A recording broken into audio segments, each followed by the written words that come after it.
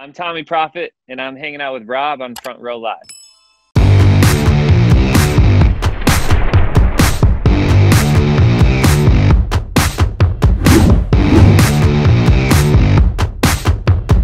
Congratulations with the debut single, Faking Love. Thank you. I really got hooked on it from the first moment that I kind of started playing the song. Talk to me a little bit about your storytelling and how did you kind of discover how to write a story and turn it into a song like you did with this track? Man, you know what? I think I've always just been into like cinematic music my whole life. I mean, I was in high school driving to class, listening to like trailer music and movie scores, you know? And so I've always kind of been into that aspect of music. And so, you know, I do a lot of work for TV shows and movie trailers and like the cinematic stuff. And so when we talked about what that would look like, kind of adapting that cinematic sound, but putting it to more like commercial style music, what would that look like? And so I don't think I could get away from strings and piano if I tried, you know what I mean? And I think, you know, movie scores kind of have just a sound that we attribute to storytelling naturally, just because we've heard it for so many years, you know? So, I think I knew that that's kind of what I wanted my sound to be, was something that could work for a movie, but also something people would want to listen to in their car and just jam to, and something that would make them feel something. You know what I mean? At the same time, like you've been a producer for some time for so many other artists from, you know, different kinds of genres. So I feel like because you're so exposed with so much music, I feel like it makes it harder to kind of pinpoint what you want to do ultimately as an artist. Did you know that this was the sound for Tommee, or was this something that you kind of had to figure out for yourself and kind of discover as you started to write your own material? Man, that's a good question. I think I've always been like a musician. Like, I think I've always viewed myself more of a musician than a producer. And I used to make my own music, and you know, when I was in junior high, I was like selling CDs at my school for like $3, you know, and like, I always loved just putting out music.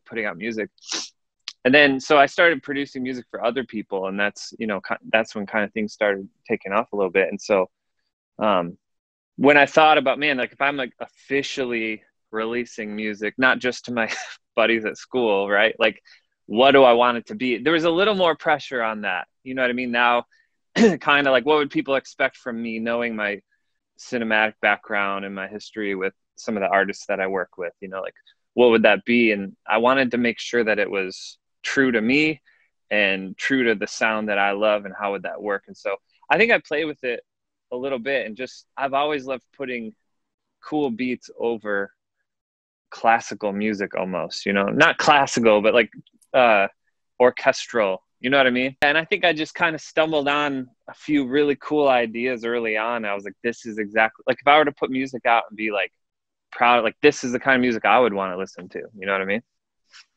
Right. No, I get that. And, you know, as you started working on Faking Love, was there a specific lyric that kind of kickstarted the song, or was it a specific situation that kickstarted the song? Like, how did you know that this was going to be your debut single? Yeah, I made the whole track first. The instrumental was basically done. And when I was thinking about, man, who could like add to this? Like who could be on this song? The two guys, Young Youth and Nawas, like they're my buddies from Nashville here. And we've done a lot of work in like, for TV and film stuff, but they're both also artists themselves, you know? And I knew that they would just have a sound that fit the track, and their writing abilities fit the track as well. And so I asked them to come up with some ideas and bring them in. And Nawas had melody ideas for the chorus, and it ended with that, I don't know what to do, but I'm through faking love for you. I'm like, man, that is like so catchy. So we ended up building the whole song around that line. Like he came in with that idea, and we loved it so much. That's awesome. And that collaborative effort between the three of you, you mentioned you guys have worked on other stuff together, but you know, this time it's your own material. It's you being the artist. So did that collaboration, did that vibe that you guys are used to in the studio, did it change at all? No, I think I always love to work very collaboratively. I think that the part that I loved a lot about this is, usually when I'm working with an artist, I can bring my ideas to the table and I can do my thing and people want some of that sound that I do. But every once in a while, I'll do an idea that I love, but the artist doesn't want that in their song. Like, it just sounds a little too movie or, well, something like that. And so now I'm kind of the one that, gets to say like, no, I want that idea in the song. And, there's not all these, managers and A&Rs and labels for that artist saying, we don't like this, mute that sound or whatever. I can kind of be the one behind shaping that sound, you know what I mean? And so the more it sounds like a movie, the better to me, you know what I mean?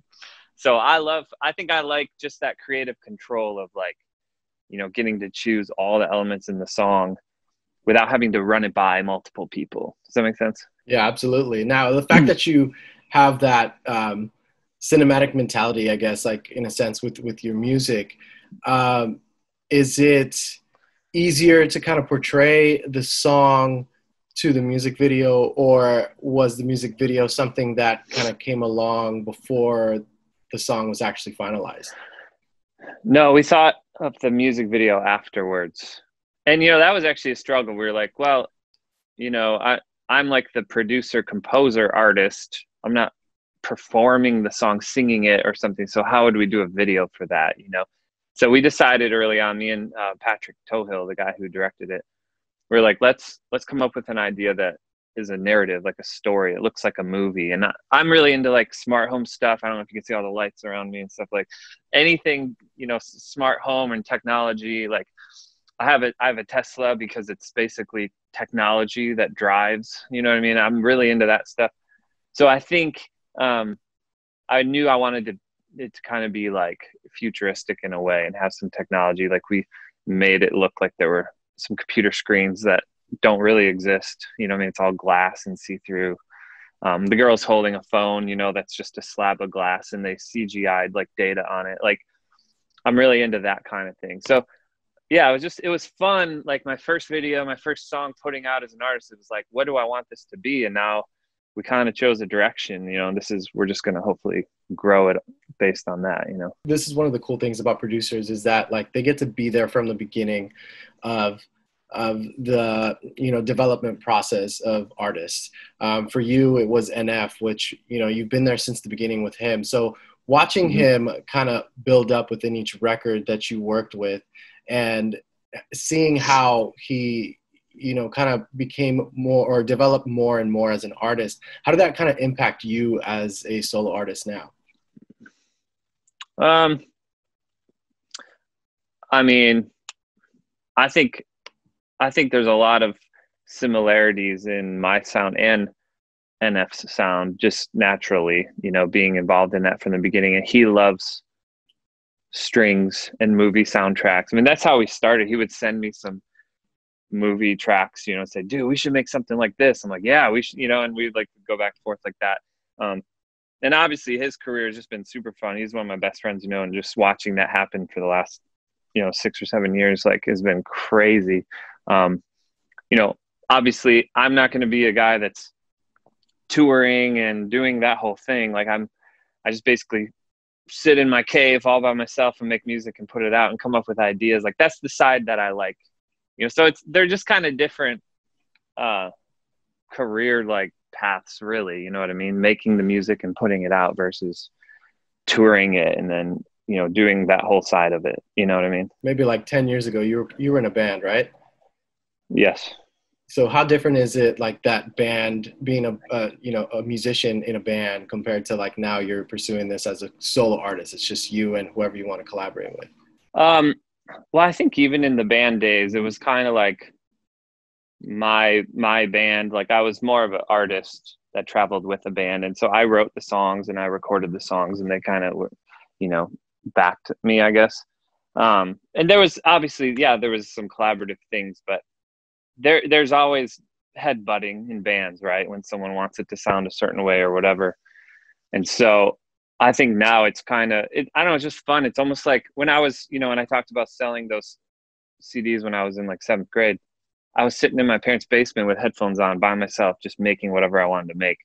And I almost feel like that now, like almost 30 years later, now I'm just in my own house with my headphones on, like in my basement, like, you know, making the sound.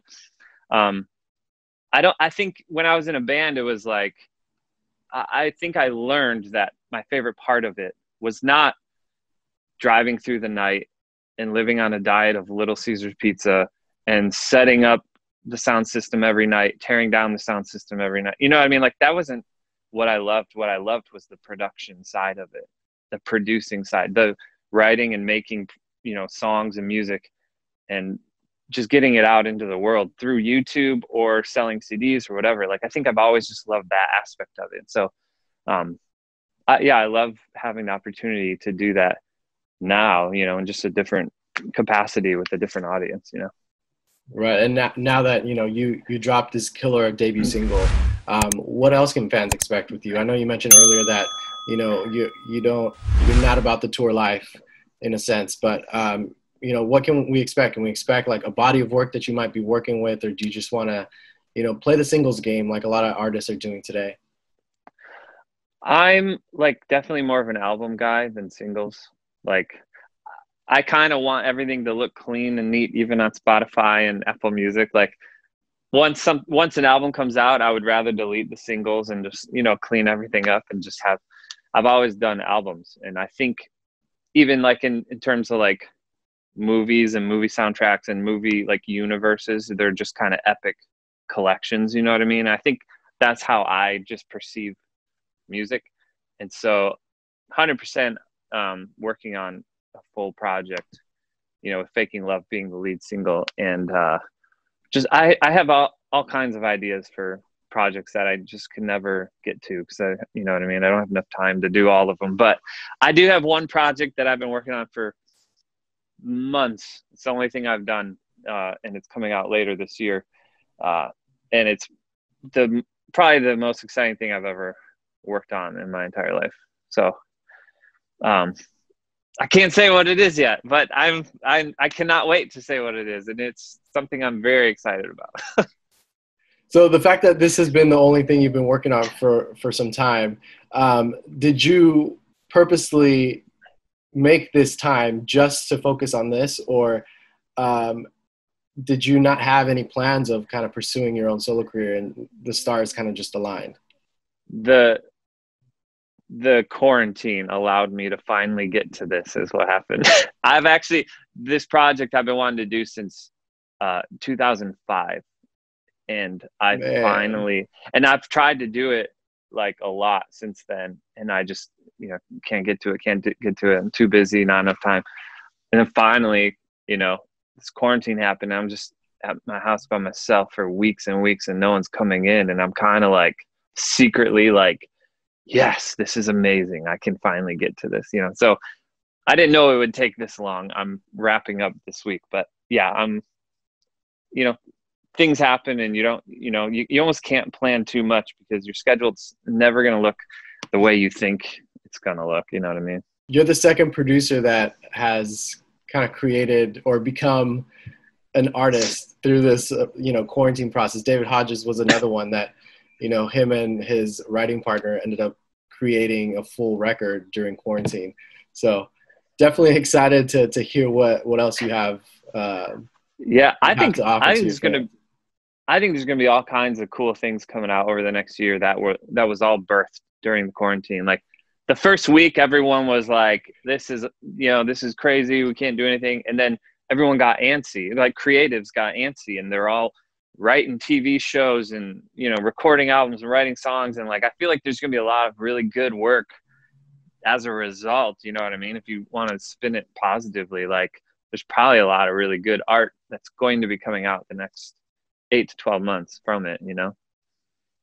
Well, like I said, I'm looking forward to more music from you, and congratulations with Faking Love. And thank you for taking the time, man. I appreciate that. Yeah. Thanks for having me, man. Appreciate it a lot.